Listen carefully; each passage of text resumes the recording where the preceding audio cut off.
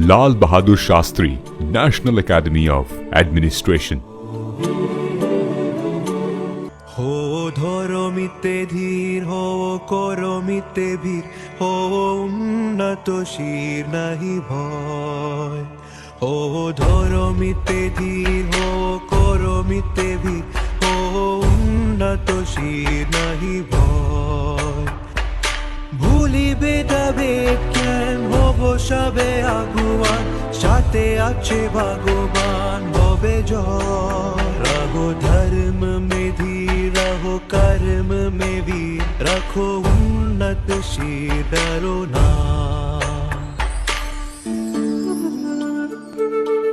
Labasna. Welcome to Adda 24/7 IAS, India's leading government job preparation platform. मेरा नाम है सिद्धार्थ सिंह। दोस्तों, ये डॉक्यूमेंट्री हर एक IAS एस्पिरेंट को देखनी चाहिए।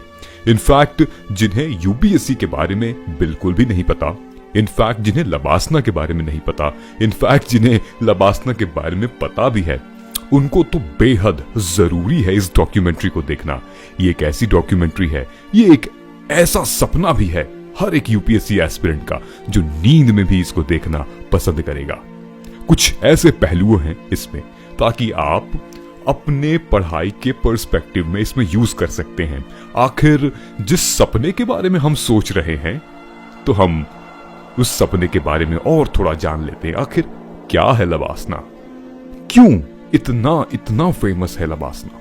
तो आइए जानते हैं लबासना के ऊपर, क्योंकि ये एक डॉक्यूमेंट्री है। इससे पहले कि हम आगे बढ़ें, एक बार प्लीज सेशन को, इस वीडियो को, इस डॉक्यूमेंट्री को दूर तक पहुंचाएं, शेयर करें, लाइक करें और सब्सक्राइब करें। शेयर उनके साथ करें जो आपके घर में दोस्त हैं, कलीग्स हैं, जो बच्चे हैं, जो यूपीएससी की तैयारी करना चाहते हैं, जो लबासना के बारे में जानना चाहते हैं, जो आईएएस बनना चाहते हैं। आइए शुरू करते हैं द डॉक्यूमेंट्री ऑन लबासना। धर्म में धीर रहो कर्म में वीर रखो उन्नत शीर डरो ना।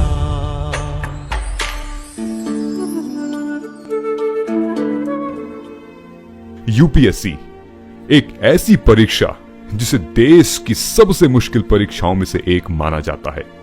एक ऐसी परीक्षा जिसमें बैठने की कोशिश करने वाला इंसान अपने आप में बहुत ही मेहनती और लीग से हटकर कुछ अलग कर दिखाने का जज्बा रखने वाला होता है। ये वो एग्जाम है जिसे क्लियर करने के बाद एस्पिरेंट्स अपनी मंजिल के करीब पहुंच जाते हैं।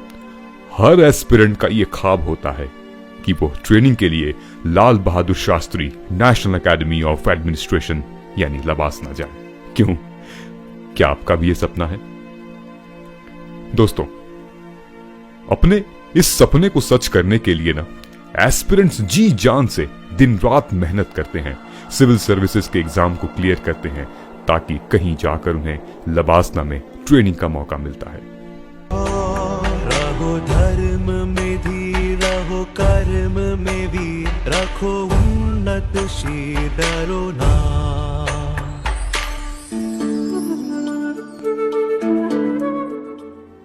इस एकेडमी की हवा से लेकर मिट्टी तक हर चीज उन लोगों की सफलता की गवाही बनती है जिन्होंने भी कभी हार नहीं मानी और खुद से वादा किया है कि महज 1 से 2 साल के अंदर लबासना के मैदान में खड़े होंगे। दोस्तों, अगर हम लबासना की स्थापना के बारे में बात करें तो 15 अप्रैल 1958 में उस वक्त के central home minister Pandit Govind Vallabh Pant ने सिविल सेवा के रिक्रूट्स को ट्रेन करने के लिए मसूरी के चार्लेविल एस्टेट में राष्ट्रीय एकेडमी स्थापित करने का फैसला लिया, यानी निर्णय लिया। उस समय इस एकेडमी का नाम एकेडमी ऑफ एडमिनिस्ट्रेशन रखा गया, जबकि 1972 में इसे बदलकर लाल Bahadur Shastri academy of administration कर दिया गया। इसके बाद 1973 में नेशनल शब्द जोड़ा गया और ये Lal Bahadur Shastri national academy of administration बन गया। रहो धर्म में धीर रहो कर्म में वीर रखो उन्नत शीर डरो ना।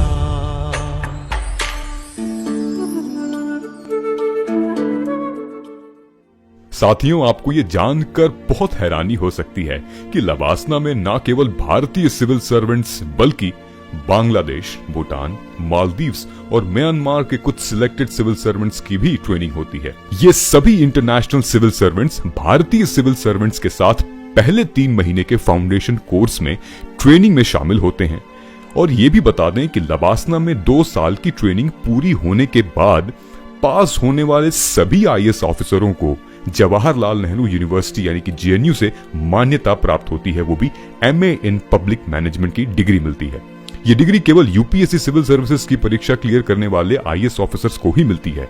यहां जानने वाली बात यह है कि लबासना में स्टेट सर्विसेज से प्राप्त होकर आईएएस बनने वाले ऑफिसर्स की भी ट्रेनिंग होती है। यानी कि अगर पीसीएस आप सिलेक्टेड हो तो भविष्य में जब आपकी प्रमोशन होगी तो आपकी ट्रेनिंग भी यहां पे होगी, है ना। तो चलिए अब हम बात करेंगे यहां कराई जाने वाली ट्रेनिंग को लेकर। हम जानेंगे कि 2 सालों में इस एकेडमी के अंदर क्या क्या सिखाया जाता है और आखिर किस तरह का है इस एकेडमी का माहौल।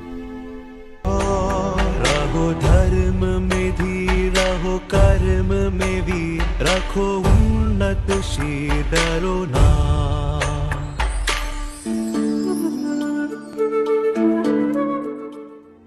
एक ट्रेनी को पहले यहां 4 महीने का फाउंडेशन कोर्स कंप्लीट करना होता है। उसके बाद 4 महीने के लास्ट में ट्रेनिंग को 2 महीने के भारत दर्शन पे भेजा जाता है।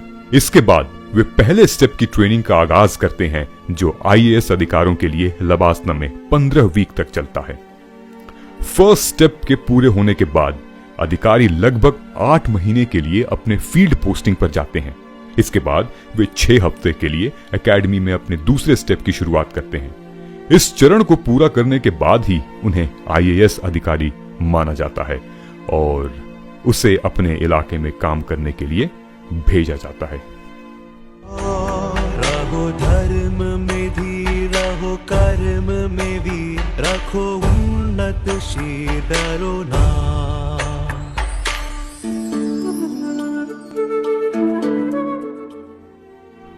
दोस्तों, आइए ये जानते हैं कि हमारी ऑल इंडिया सर्विसेज में आखिर कुछ महीने की ट्रेनिंग लबासना में होके उसके बाद वे कहां जाते हैं। यूपीएससी की सिविल सेवा परीक्षा में सफल हुए सभी उम्मीदवारों को लबासना के फाउंडेशन कोर्स के लिए ऑफर लेटर भेजा जाता है। उसके बाद जो आईएफएस हैं यानी कि इंडियन फॉरेन सर्विसेज के लिए चुने गए हैं, इन ऑफिसर्स को आगे की ट्रेनिंग के लिए नई दिल्ली में स्थित Sushma Swaraj institute of foreign services में भेजा जाता है। आईपीएस ऑफिसर्स को हैदराबाद में स्थित सरदार वल्लभ भाई पटेल नेशनल पुलिस एकेडमी में भेजा जाता है। और आईएफएस यानी कि इसे हम आईएफओएस भी कहते हैं, यानी कि इंडियन फॉरेस्ट सर्विसेज, जो रिक्रूट होके आगे डीएफओ कहलाते हैं। आईएफओएस ऑफिसर्स देहरादून में स्थित Indira Gandhi national forest academy और आईआरएस ऑफिसर्स यानी कि Indian revenue services officers Faridabad में स्थित national academy of customs indirect taxes and narcotics में भेजे जाते हैं। वहीं आईएएस ऑफिसर्स लबासना में ही ट्रेनिंग करते हैं। रहो धर्म में धीर, रहो कर्म में वीर, रखो उन्नत शीर, डरो ना।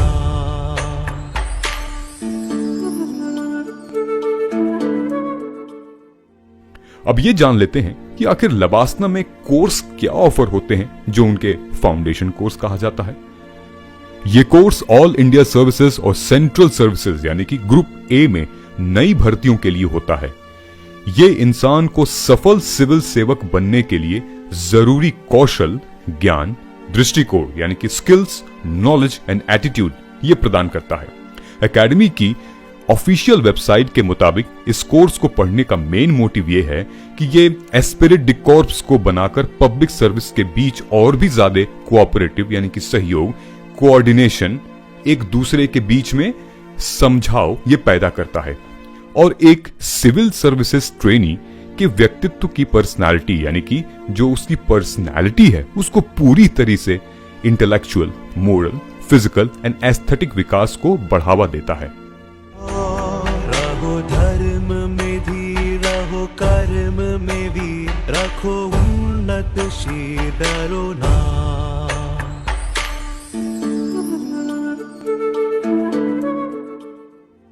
दोस्तों बता दें कि इस कोर्स में फेज 1 और फेज 2 दोनों की ट्रेनिंग शामिल होती है।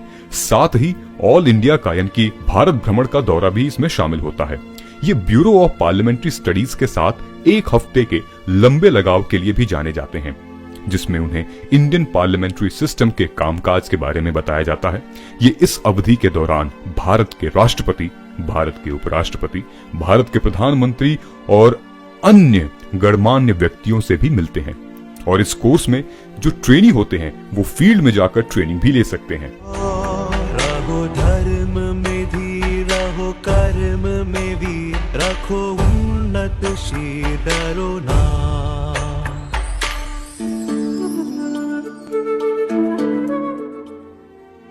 Induction training programme.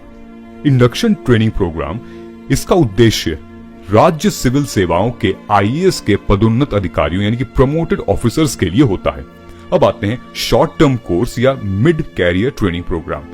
दोस्तों इस कोर्स में इन सिविल सर्विसेज ऑफिसर्स यानी कि जो आईएएस ऑफिसर्स हैं, आईएएस अधिकारी हैं, उनको हाई लेवल की जिम्मेदारियों के लिए तैयार किया जाता है। इसे एक्चुअली 2007 में शुरू किया गया था। ये आईएएस अधिकारी द्वारा पूरे किए गए वर्षों की संख्या के आधार पर 3 चरणों में दिया जाता है। रहो धर्म में धीर, रहो कर्म में वीर, रखो उन्नत शीर, डरो ना।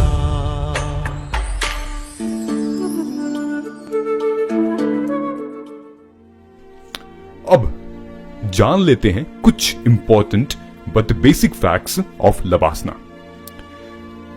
दोस्तों जैसा कि हमने आपको पहले ही बताया था कि आईएएस कैडर के सिविल सर्वेंट्स को लबासना में ट्रेनिंग पूरा होने के बाद जेएनयू की तरफ से एमए इन पब्लिक एडमिनिस्ट्रेशन की डिग्री दी जाती है।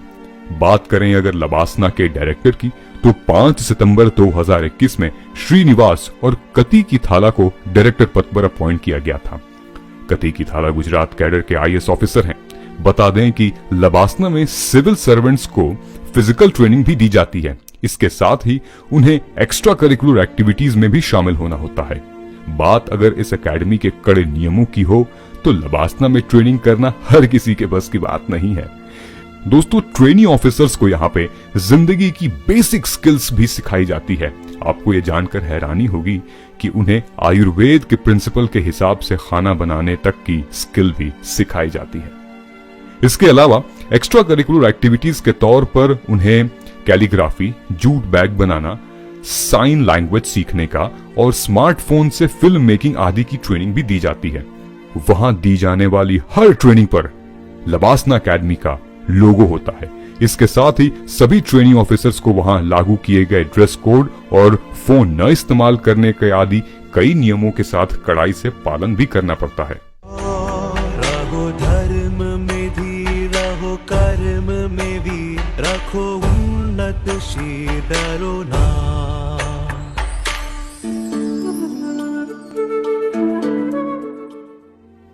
तो दोस्तों लबासना का जीवन परिचय थोड़ा बहुत आपको समझ में आया होगा।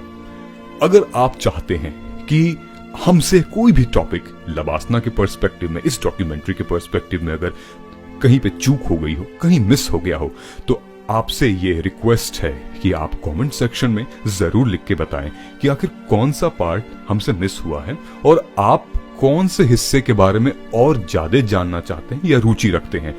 हमें बड़ी दिलचस्पी होगी, बड़ी खुशी होगी हमें फिर से एक नया वीडियो इसी टॉपिक पे बनाने में।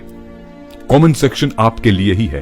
तो मैं आशा करता हूं आपने अभी तक इस वीडियो को कई जगह शेयर किया होगा, क्योंकि ये बहुत इंपॉर्टेंट वीडियो है। जैसा कि मैंने पहले भी बताया कि ये नींद में सुनने, समझने और सोचने वाला वीडियो भी है।